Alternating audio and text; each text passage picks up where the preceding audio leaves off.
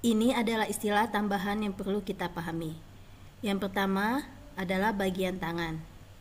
Kita sudah mengetahui bagian depan disebut bagian anterior dan bagian belakang disebut bagian posterior. Nah, untuk tangan ada pengecualian. Bagian depan disebut palmar dan bagian belakang disebut dorsal.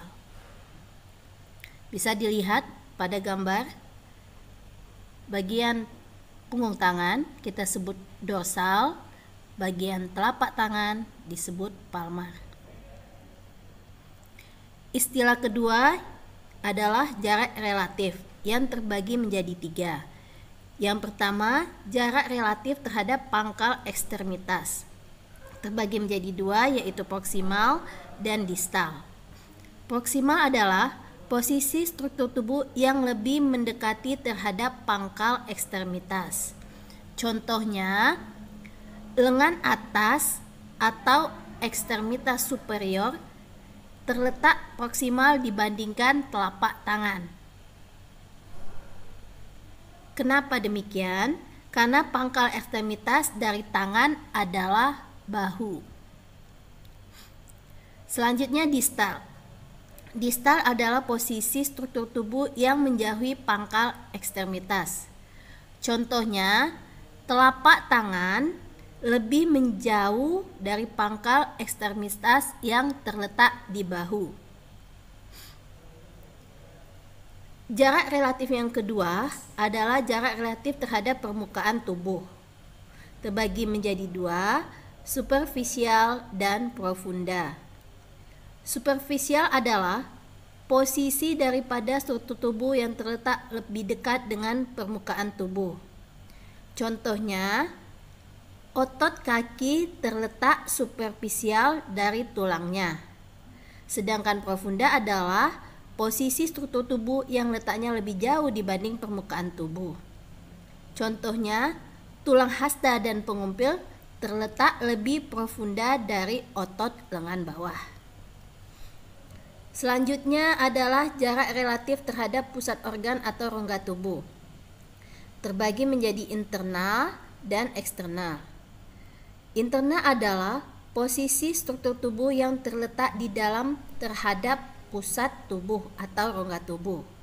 Sedangkan kalau eksternal adalah posisi struktur tubuh yang terletak di luar terhadap pusat tubuh atau rongga tubuh. Jadi internal di dalam, eksternal di luar. Istilah yang ketiga yaitu ipsilateral dan kontralateral. Ipsilateral adalah bagian-bagian tubuh yang terletak pada sisi yang sama. Contohnya, tangan kanan terletak ipsilateral dengan kaki kanan karena dia terletak di sisi yang sama, yaitu kanan. Sedangkan kontralateral artinya berbeda sisi atau berbeda arah. Contohnya, tangan kanan kontralateral dengan kaki kiri. Selanjutnya kita masuk ke istilah yang berhubungan dengan gerakan. Yang pertama yaitu fleksi. Fleksi adalah gerakan menekuk yang terjadi pada bidang sagital.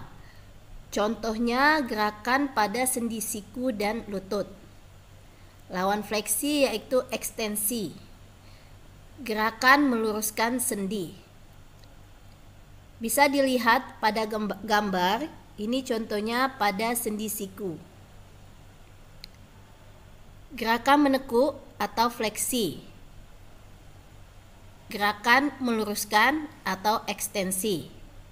Sedangkan contoh pada sendi lutut, menekuk fleksi, meluruskan ekstensi. Selanjutnya yang ketiga yaitu abduksi, yaitu gerakan menjauhi sumbu tengah tubuh atau bidang mid sagital. Yang keempat sebaliknya adduksi, yaitu gerakan mendekati sumbu tengah tubuh. Perhatikan gambar berikut. Gerakan abduksi menjauhi sumbu tengah tubuh. Jadi dari sini ke sini. Sedangkan adduksi mendekati sumbu tengah tubuh. Dari sini sini mendekati sumbu tengah tubuh. Ini juga bisa abduksi menjauhi, aduksi mendekati. Yang kelima adalah gerakan sirkumduksi, yaitu kombinasi gerakan ekstensi, fleksi, abduksi, dan adduksi. Ini adalah gambar gerakan sirkumduksi pada sendi bahu. Yang keenam adalah gerakan rotasi, yaitu gerakan sebagian tubuh di sumbu panjangnya. Ada gerakan rotasi medial dan gerakan rotasi lateral. Perhatikan gambar gerakan rotasi. Ini adalah gerakan rotasi medial sendi bahu, yaitu menggerakkan tangan ke arah medial tubuh. Gambar di sebelahnya adalah gerakan rotasi lateral, yaitu menggerakkan tangan ke arah lateral tubuh atau menjauhi bidang mid sagittal. Selanjutnya yang ketujuh adalah gerakan pronasi lengan bawah, yaitu gerakan rotasi medial lengan bawah sedemikian rupa sehingga telapak tangan menghadap ke posterior. Yang kedelapan sebaliknya supinasi lengan bawah, yaitu posisi pronasi, yaitu gerakan rotasi lateral dari posisi pronasi sehingga telapak tangan menghadap ke anterior. Pada gambar terlihat gerakan supinasi dan pronasi. Supinasi seperti pada gambar adalah gerakan membuka telapak tangan, sedangkan pronasi gerakan menutup telapak tangan. Yang kesembilan adalah gerakan inversi, yaitu gerakan kaki sehingga telapak kaki menghadap ke arah medial. Dan yang terakhir yaitu eversi, yaitu gerakan kaki sehingga telapak kaki menghadap ke arah lateral. Nah, ini pada gambar terlihat inversi, yaitu telapak kaki ke arah dalam, ya, ke arah dalam. Sedangkan eversi telapak kaki ke arah luar. Demikianlah kuliah kita tentang pengenalan anatomi. Jangan lewatkan video-video tentang materi selanjutnya. Assalamualaikum.